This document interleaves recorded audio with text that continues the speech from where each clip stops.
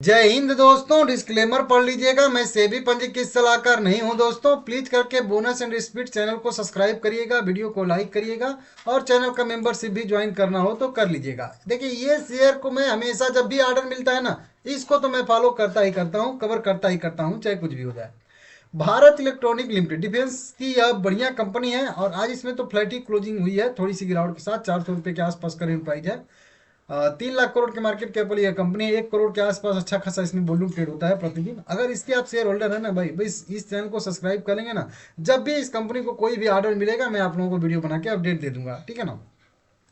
अब इस कंपनी को आज फिर से ऑर्डर मिला है। देखिए, कंपनी यहाँ पे लिख रही है कि 29 दिसंबर 2025 को अंतिम प्रकटीकरण के बाद, मतलब कंपनी को अभी पिछला ऑर्डर जो मिला था वो 29 दिसंबर को मिला था और वो भी 570 करोड़ के आसपास के ही कंपनी को हमेशा ऑर्डर मिलते हैं। 500 से लेकर 600 करोड़ के बीच में ही इसको ऑर्डर मिलते हैं। कभी कभी 1000 1200 करोड़ के आसपास के ऑर्डर मिलते हैं।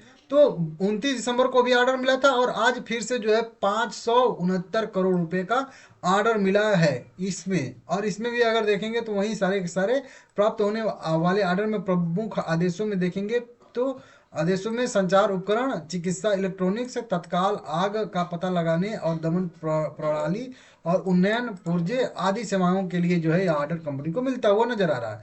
बढ़िया सा कंपनी की ऑर्डर बुक बढ़िया सी अभी है और लगातार कंपनी को ऑर्डर मिलते हैं। हर 15 दिन के आसपास तो एक ऑर्डर इसको मिल ही जाता है। तो बढ़िया कंपनी है, अच्छी खासी कंपनी है, डिफेंस सेक्टर वाली। लॉन्ग टर्म के लिए ये कंपनी बेस्ट रहती है, इसको देख लीजिएगा। Tata motor passenger vehicle limited, देखिए जब इसका डिमर्जर हुआ था तब मैं आप लोगों को कई बार वीडियो बना के अपडेट दिया था। आगे भी अगर आप लोगों को अपडेट चाहिए चैनल को सब्सक्राइब कर लीजिएगा।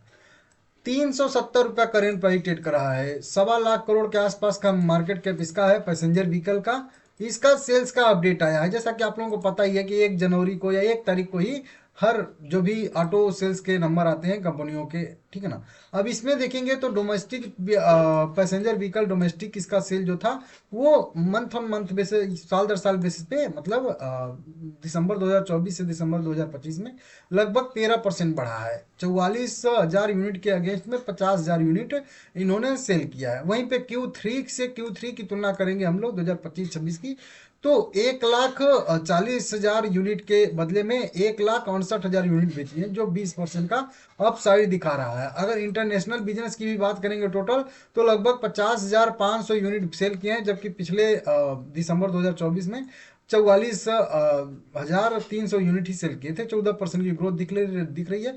और Q1Q बेसिस पे भी देखेंगे अगर हम लोग टोटल ओवरऑल पीवी सेल की डाटा, तो 22% की ग्रोथ की संभावना, ग्रोथ इनको जो है दिख रहा है अच्छा सा, ठीक है ना। ईवी की बात करेंगे तो ईवी में तो ज़्यादा जंप है। 5,500 यूनिट से सीधा 7,000 यूनिट के आसपास पहुंच चुके हैं। 24% की ग्रोथ है मंथ, वही वही साल दर साल बेसिस पे। और Q1Q बेसिस पे बात करेंगे, Q3 से Q3 की तुलना करेंगे तो 50% की ग्रोथ इनके ईवी सेल्स में देखने के लिए मिल रही है, इंटरनेशनल और डोमेस्टिक दोनों। तो अच्छा खासा इसका सेल्स का नंबर आ रहा है दोस्तों, इसकी वजह से शेयर फोकस में रहने वाला है।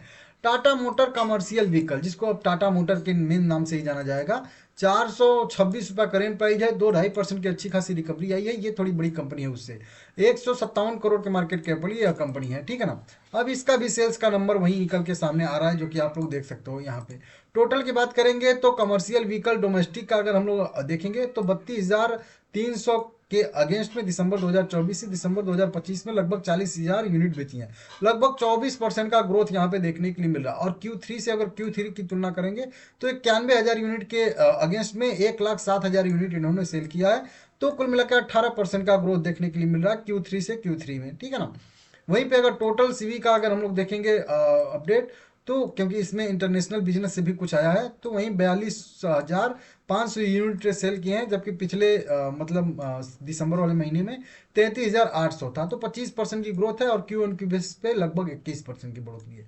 तो कमर्शियल, मतलब अगर डोमेस्टिक में भी देखेंगे तो 18% की बढ़ोतरी है। और टोटल अगर बिजनेस की भी बात करेंगे तो अच्छी खासी बढ़ोतरी देखने के लिए हम लोगों को मिल रही है। तो इसमें भी अच्छा खासा ग्रोथ है, तो इसको भी आप लोग नोट करके रख लीजिएगा। आने वाले समय में इसमें बढ़ोतरी की संभावना बनेगी और इसी के हिसाब से रिजल्ट भी आएगा, तो रिजल्ट भी बढ़िया आने की संभावना बनेगी। आज का ये एक शेयर जो है कल फोकस में रहेगा, क्योंकि कई सारे इसके अपडेट निकल के सामने आ रहे हैं। कई सारे, एक दो नहीं, 4-5 अपडेट हैं। 21 रुपये 48 पैसे करेंट प्राइस ट्रेड कर रहा है। आधे % की गिरावट के साथ कैंडल क्लोज किया है वहीं पे बात करेंगे यहाँ पे, तो अच्छा खासा वॉल्यूम इसमें ट्रेड हुआ है, 3.5 सवा 3 करोड़ के आसपास के, 53-54% के आसपास का डिलीवरी परसेंटेज भी निकल के सामने आ रहा है दोस्तों। अब इस कंपनी का सबसे पहले तो रिजल्ट ही आने वाला है जनवरी 17 जनवरी 2025 को, सैटरडे शनिवार के दिन इसका Q3 का रिजल्ट आएगा। रिजल्ट जब भी आएगा मैं आप लोगों को इस चैनल पे ही अपडेट दे दूंगा, कोशिश करूंगा, ठीक है ना। उसके साथ एक कंपनी का और अपडेट यहाँ पे निकल के सामने आ रहा है। इन्होंने कुछ एक जो है इनका जो जीएसटी डिमांड किया गया था, कुल मिला के कह लीजिए, या इनको जीएसटी रिफंड मिला है 345 करोड़ रुपए का, ठीक है ना। इन्होंने अपील किया था किसी अथॉरिटी में जिसका नाम यही JAO है, उसने अपनी गलती को ठीक करते हुए एक ऑर्डर यहाँ पे पास किया जिसके तहत कंपनी को टोटल 345 करोड़ रुपए का रिफंड, टैक्स रिफंड मिलने वाला है, ठीक है ना। इस तरीके से कैलकुलेशन में कुछ दिक्कत था, ठीक है ना, तो फिर से कैलकुलेट किया है, यहाँ पे देख सकते हो आप लोग, और वो गलती सुधारा है। तो पहले तो एक यही आप लोग ध्यान दीजिएगा, 345 करोड़ तो सीधा सीधा यहाँ पे टैक्स डिमांड का जो है रिफंड मिल जाएगा कंपनी को, तो ये तो टोटल आएगा इसके बैलेंस शीट पे अगले क्वार्टर में, इस वाले क्वार्टर का रिजल्ट आएगा जब। तो फिर उसके बाद एक और आ रहा है इसी तरीके से, वही JAO अथॉरिटी के पास वही जो है, हाँ 300 इतना का जो है रिफंड मिलेगा। तो चलिए, ये तो एक रिफंड वाली न्यूज है, इसको आप लोग देख लीजिएगा, कैलकुलेट किया गया है। उसके बाद एक ये 2017-18 के लिए 293 करोड़ रुपए के, या 292 करोड़ कह लीजिए, 92 करोड़ रुपए के आसपास का यहाँ पे भी डिमांड नोटिस इनको भेजा गया था, डिमांड किया गया था। अब JAO के पास इन्होंने मतलब कह लीजिए कि अपील दायर किया था, तो उसमें डिमांड में जो है एडिशनल डिमांड में को काफ़ी कम कर दिया गया। यहाँ पे देखिए, को काफ़ी कम कर दिया, मतलब ये जो 292 करोड़ रुपए की डिमांड थी, जीएसटी डिमांड कह लीजिए ना, तो अब इसको भी कम कर दिया। हालांकि कम करके 292 करोड़ से कितना कम किया गया है, या क्या 100 करोड़ से भी नीचे कर दिया गया है, या उससे भी नीचे कर दिया गया, ये यहाँ पे पता नहीं है। लेकिन अभी भी यहाँ पे बताया जा रहा है कि बैंक इनकम टैक्स अधिकारियों के सामने संबंधित प्रोसीडिंग में जो है अभी भी है, तो ये अभी भी है। लेकिन जो 292 करोड़ का इनको जो है डिमांड भेजा गया था, उसको यहाँ पे कम कर दिया गया, तो यहाँ से भी कुछ ना कुछ रिलीफ मिलेगा ही मिलेगा। और ये देख सकते हो यहाँ पे डिमांड को काफी कम कर दिया गया। उसके बाद एक ये आ रहा है एनपीए से जुड़ा हुआ इनका मैटर, ARC, मतलब यहाँ पे JC flower asset reconstruction private limited, JC flower को इन्होंने अपना एनपीए पोर्टफोलियो बेचा था। उस एनपीए पोर्टफोलियो में भी जो एनपीए है उनकी रिकवरी हो रही है, लगभग 189 करोड़ के आसपास का यहाँ पे एनपीए भी इनका जो है रिकवर हुआ है। तो अब यहाँ से भी मिलेगा, मतलब 345 करोड़ उधर से और 190 करोड़ इधर से, ये तो दोनों मिल ही जाएगा। और बाकी 292 करोड़ का जो इनका वो डिमांड था उसको भी कम कर दिया जाएगा। तो ये 3-4 जो है खबरें इसमें बढ़िया निकल के सामने आ रही हैं भाई। यस बैंक फोकस में रहेगा, इसको देख लीजिएगा, ठीक है ना। बाकी एक और न्यूज है कि वो बैंक निफ्टी में शामिल हो गया है, यूनियन बैंक भी, और साथ में यस बैंक, दोनों को जो है अब निफ्टी बैंक का हिस्सा भी बना दिया गया है बैंक निफ्टी का। इसके वजह से यस बैंक में लगभग 35 मिलियन डॉलर और यूनियन बैंक में लगभग 67 मिलियन डॉलर का अतिरिक्त जो है निवेश आने की संभावना है, कैश फ्लो आने की संभावना है, ठीक है ना। तो वो भी पॉजिटिव काम करेगा इन दोनों में। तो कई सारी यस बैंक में तो खबरें निकल के सामने आ रही हैं, आप लोग यहाँ पे देख सकते हो। यस बैंक बढ़िया शेयर है, अच्छा शेयर है, पहले तो और बढ़िया शेयर हुआ करता था, अब फिर से इसमें सुधार आ रहा है, इसके बिजनेस पे सुधार आ रहा है, फंडामेंटल में सुधार आ रहा है, बैलेंस शीट पे सुधार आ रहा है। तो आने वाले समय में यह शेयर बढ़िया ग्रोथ करेगा, अच्छा मोमेंटम करेगा, ऐसी मुझे संभावना दिख रही है। ऊपर के साइड में कह लीजिए कि लगभग 28-34 दो टारगेट लगभग रहने वाले हैं, तो इसको देख लीजिएगा। मेरा भी उसमें लॉन्ग टर्म के लिए बिंदास जो है पॉजिटिव रहने वाला है। एक ये शेयर है श्री अधिकारी ब्रदर्स टेलीविजन नेटवर्क लिमिटेड है, 1610 रुपया इसका करेंट मार्केट प्राइस ट्रेड कर रहा है। 4000 करोड़ के मार्केट कैप वाली कंपनी है। फंडामेंटल कुछ खास ठीक है नहीं, लेकिन डेट फ्री कंपनी है, लेकिन रिजर्व माइनस में ही है, तो मतलब वही न्यूट्रल टाइप की कंपनी, निगेटिव टाइप की कंपनी है। तो इसको आप लोग देख लीजिएगा, मतलब कुल मिला के उतना बढ़िया कंपनी नहीं है, लेकिन फिर भी मेरा काम है अपडेट देना। कंपनी सब डिवीजन दे रही है स्प्लिट, स्टॉक स्प्लिट के लिए कंपनी ने मीटिंग डेट तय किया। 10 रुपया इसका फेस वैल्यू है, तो 5 रुपया, 2 रुपया, 1 रुपया कुछ भी यहाँ पे कंपनी कर सकती है। 6 जनवरी 2026 यहाँ पे देख लो, 6 जनवरी को कंपनी ने अपना मीटिंग डेट तय किया है, ठीक है ना। और जब भी इसका अपडेट आएगा मैं आप लोगों को सबसे पहले अपडेट दूंगा, ठीक है ना। इसको आप लोग नोट करके रख लीजिएगा, ठीक है। तो यह कंपनी हम लोग को स्टॉक स्प्लिट देने वाली है। अब मेन खबर आती है वोडाफोन आइडिया में। यहाँ पे 9% की 8% की आज अच्छी खासी रिकवरी देखने के लिए मिली है। 11 रुपये 63 पैसे पे फिर से पहुंच चुका है। कल की 9%, 10%, 11% की गिरावट के बाद कल भी 5-7% रिकवर किया था 15% की गिरावट के साथ, और आज भी 8% का जो है अच्छा खासा मोमेंटम दिखा रहा है।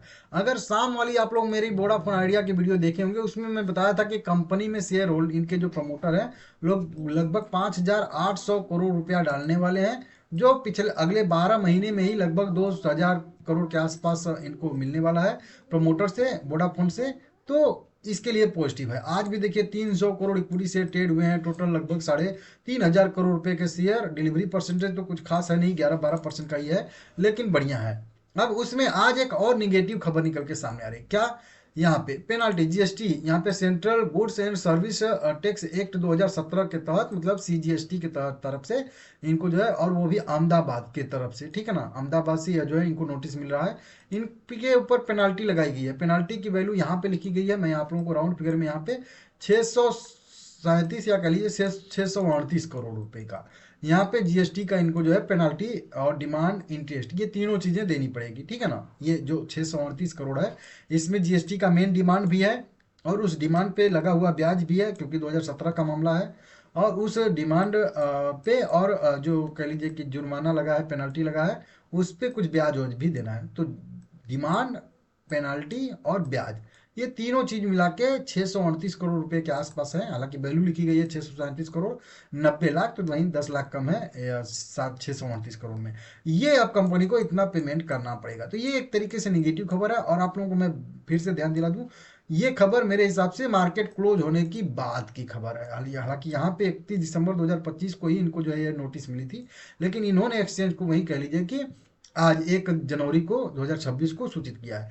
तो ये जो खबर है वो मार्केट क्लोज होने के बाद की खबर है, तो कल शायद से इस पे मार्केट थोड़ा बहुत रिएक्ट करे, तो इसको भी आप लोगों को नोट करके रखना चाहिए, ठीक है ना। बाकी लगभग 5,800 करोड़ जो है वोडाफोन आइडिया को जो है प्रमोटर से मिलने वाला है, वोडाफोन से। और उसके बाद जो है अगले 12 महीने में लगभग 2,300 करोड़ रुपए प्राप्त होंगे, और बाकी के जो पैसे हैं वो धीरे धीरे यहाँ पे प्राप्त होने वाले हैं। इस तरीके से यहाँ पे बताया जा रहा है। तो अच्छा खासा इसमें खबर निकल के सामने आ रही है। हालांकि वही एक न्यूज जो थी वो निगेटिव थी, जो 638 करोड़ का जीएसटी डिमांड था, पेनाल्टी था और जुर्माना था, ठीक है ना। ओला इलेक्ट्रिक लिमिटेड में भी लगातार आज बढ़िया रिकवरी देखने के लिए मिल रही है। एक आध हफ्ते से अच्छी खासी रिकवरी ओला इलेक्ट्रिक में आ रही है, और लगातार इसको कवर करता हूँ। कोई भी बढ़िया खबर आएगी, इंपॉर्टेंट खबर आएगी, इस वीडियो पे मैं बनाऊंगा, इस चैनल पे वीडियो बनाऊंगा, ठीक है ना। 37 रुपये 65 पैसे करंट इसका मार्केट प्राइस ट्रेड करता हुआ दिख रहा है, जो कि आप लोग देख सकते हो यहाँ पे। अच्छा खासा 8.5 करोड़ इक्विटी शेयर भी ट्रेड हुआ है यहाँ पे। 8.5 करोड़ इक्विटी शेयर यहाँ पे, 318 करोड़ रुपए के शेयर बाय सेल हुए हैं, और 30% का यहाँ पे डिलीवरी परसेंटेज भी देखने के लिए यहाँ पे मिल रहा है, ठीक है ना।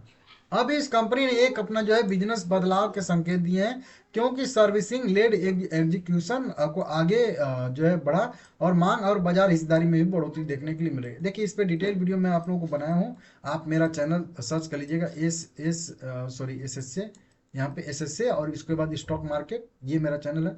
तो उस पर डिटेल वीडियो बनाया हूँ, आप लोग जाके देख लीजिए। लेकिन ओवरऑल इसमें मैं आप लोगों को क्या व्यू है वो मैं बताता हूँ सीधा सीधा।